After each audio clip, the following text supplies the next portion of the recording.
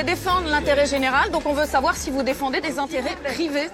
C'est juste une interview, je vois pas ce qui vous fait peur, franchement. Oh, j'ai pas peur de vous, ma Stéphane, viens, on les bloque. Acceptez une interview. Non mais quand je vois votre carrière pathétique... Quoi?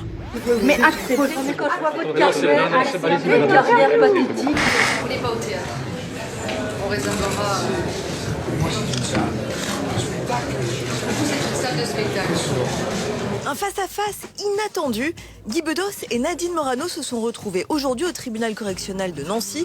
L'humoriste est jugé pour avoir traité notamment l'élu de conne lors d'un spectacle à Toul en 2013. Le tribunal affiché complet pour cette joute verbale. J'ai écrit quelque part l'humour est une langue étrangère. Pour certains, il faudrait ajouter des sous-titres. Connasse, c'est un mot quand même fort, non? Oui, mais ça, c'est pas de l'information, c'est de l'information. Aux États-Unis, ce juge laisse le choix entre la prison et des peines un peu étranges. Cette femme, qui dans un fast-food bombe un employé avec du gaz au poivre, a choisi elle-même de recevoir ce qu'elle croit être du gaz au poivre, mais qui est de l'eau. Il condamne cette jeune fille qui n'a pas payé un taxi à marcher 40 km, la longueur de la course.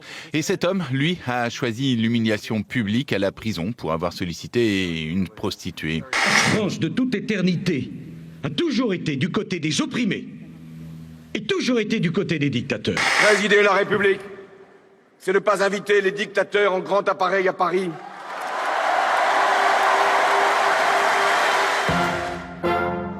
Depuis son élection, François Hollande a reçu la visite d'au moins 4 dictateurs à l'Élysée.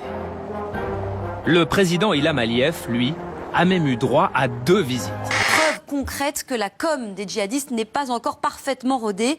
Figurez-vous que la photo de Jean-Louis Borloo, oui, Jean-Louis Borloo s'est retrouvé sur un tract de djihadistes salafistes. Il était alors présenté comme une victime d'une prise d'otage. Une vache pendue au cœur du quartier européen et des éleveurs étranglés.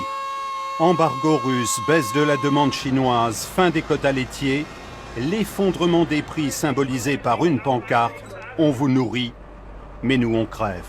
De l'eau pour calmer les agriculteurs qui ont répliqué en aspergeant les forces de l'ordre avec du foin. La Commission européenne a annoncé le déblocage d'une enveloppe de 500 millions d'euros pour tenter de régler la crise de l'élevage.